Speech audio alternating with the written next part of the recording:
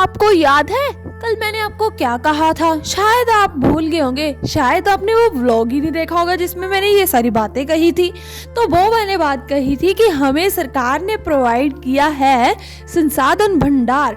मतलब वो होती है एक तरह की शॉप जिसमें हम उस शॉप में हम बाजियां नहीं सेल करते, उस शॉप में करेंगे हम अपनी स्प्रे सेल जो हमने बनाए थे नेचुरल तरीके से। तो आज हम वही करने वाले हैं। तो देखो आज का बहुत ही इंटरेस्टिंग सा vlog. Everyone, welcome back to my new vlog. So guys, आज हम आ चुके हैं फिर से जीवामृत को ही लेकर, क्योंकि कल ना वो ख़त्म ही नहीं हुआ था, क्योंकि हमने वहाँ पे दे दिया था, फिर वहाँ पे दे दिया था, मीन्स की 2 जगह पे दिया था। आप देख रहे होंगे कि ये मैं क्या लेकर आई हूँ।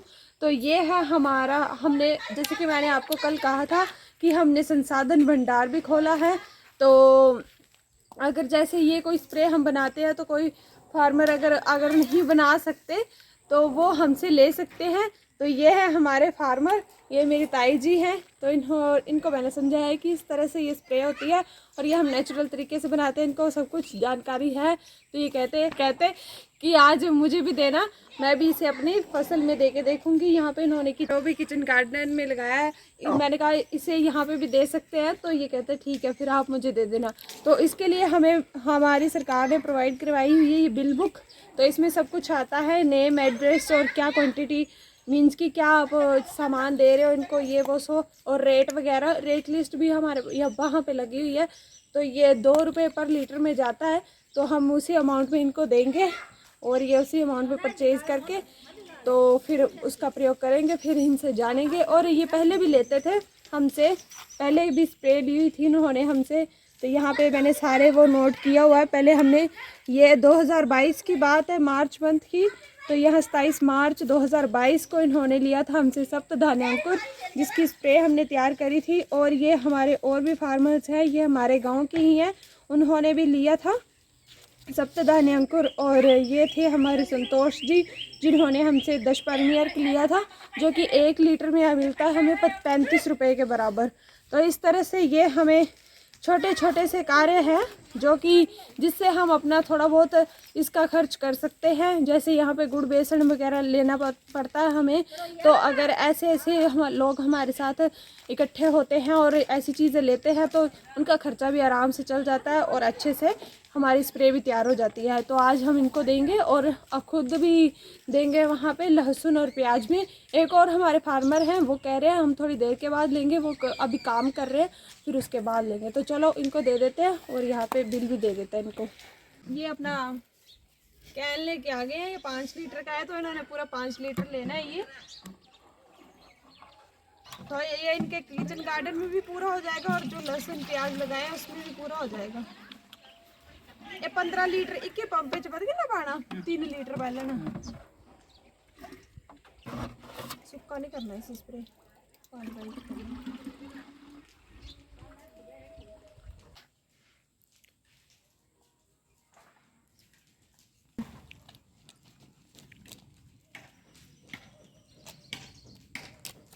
तो यहाँ पे इनका जो बिल बना है पूरे 10 रुपये का बना है, मीन्स की पूरा रेट 10 रुपये का है। 5 लीटर दिया है और 2 रुपये पर लीटर है ये। तो ये लीजिए, ठीक है। तो इस तरह से हम इन्हीं छोटे छोटे कदमों से और आगे बढ़ेंगे। और भी कई सारे फार्मर्स हैं जो हमारे साथ इस तरह से जुड़े हुए हैं। चलो किचन गार्डनिंग से ही शुरू करें, पर शुरू तो करें, है ना। तो अब हम अपना भी बाल्टी भर लेते हैं और देते हैं फिर वहाँ पे।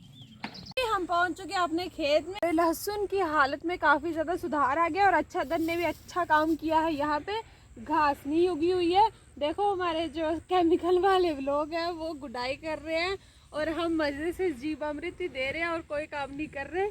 बाकी यहाँ पे कोई घास वगैरह नहीं लगा हुआ। आधे में जितना जितना हमने दिया है ना अच्छे दिन, वहाँ पे कोई घास नहीं लगा हुआ है। इससे हमें काफ़ी ज़्यादा लाभ हो गया है। कि आप क्या देने वाले हो, तो हमने इनको कहा कि हम जीवामृत देने वाले हैं।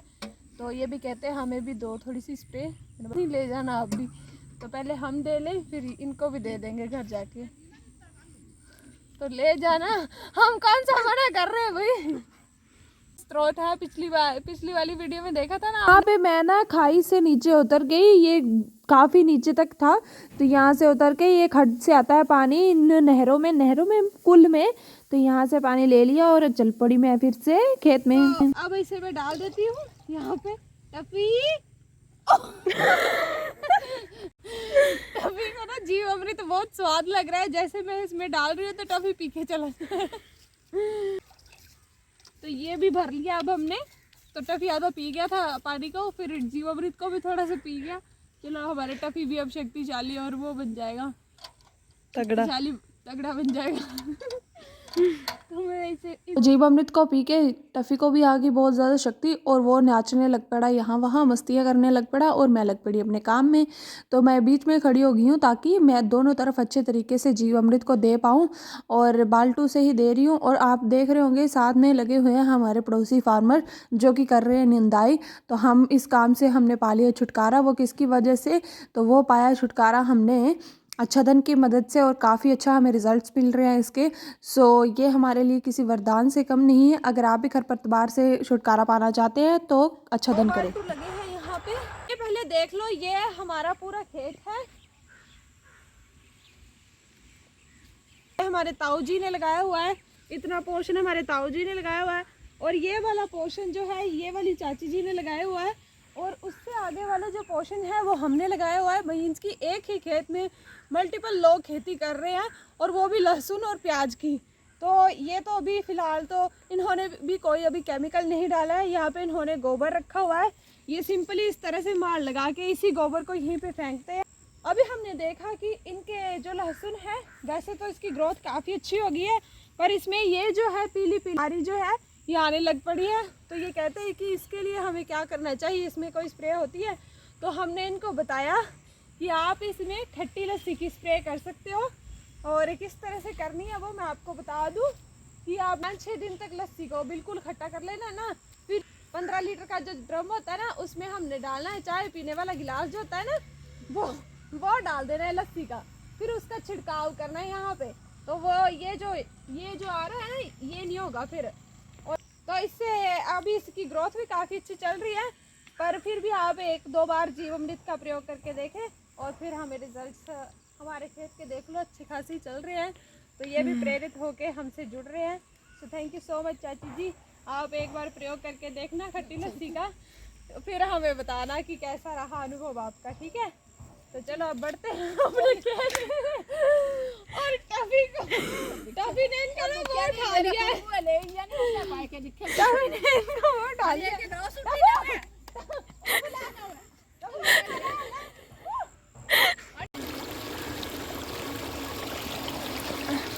दोस्तों अब हम आ चुके हैं अपनी बरसीन और प्याज वाले खेत में। तो आप इंटरेस्टेड हो हमारे प्याजों को देखने के लिए?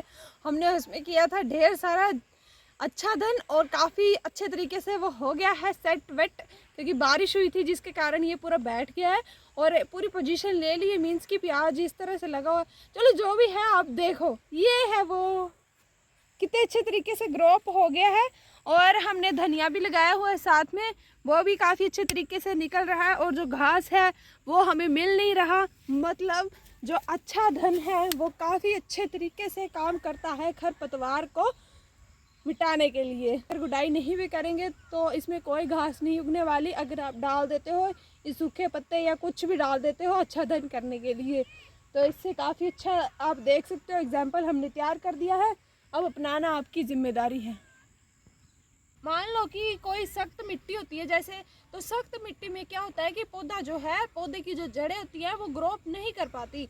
बट जब हम अच्छा धन और ये तीनों चीज़ें अच्छे तरीके से देते हैं, जीवामृत, घन जीवामृत, तो इससे क्या होता है कि मिट्टी इस तरह से हो जाती है भुरभुरी सी, और वो जो जड़ें हैं वो भी अच्छे तरीके से पूरी मिट्टी में फैल जाती हैं। जिससे क्या होगा कि हमारा जो पौधा है, मीन्स कि ये प्याज जो भी है, तो वो काफ़ी अच्छे से ग्रोअप हो पाते हैं और हमें मीन्स की अच्छी क्वांटिटी में हमारा मटेरियल प्रोड्यूस मिल जाता है जो भी हमने लगाया होता है। तो ये काफ़ी अच्छे बेनिफिट हैं।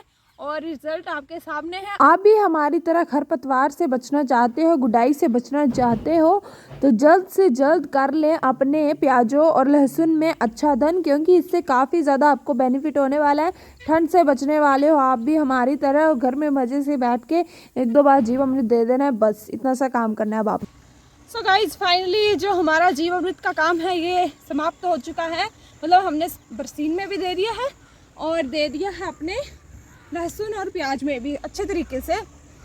और आपके दिमाग में ये शायद बात आ रही हो कि ये बरसीन में क्यों दे रहे हैं, क्योंकि हमारी जो गाय है जो वो जैसा खाएंगी वो वैसा ही हमें न्यूट्रिशंस देंगे अगर हम उन्हें अच्छी चीज़ें दें। अभी तो इंसान खुद तो खाता है पर जो जानवर हैं उनको भी वही खिला रहे हैं, फीड्स जिसे कहते हैं, पता नहीं कौन कौन सी मैंने देखी है मुग्गी में।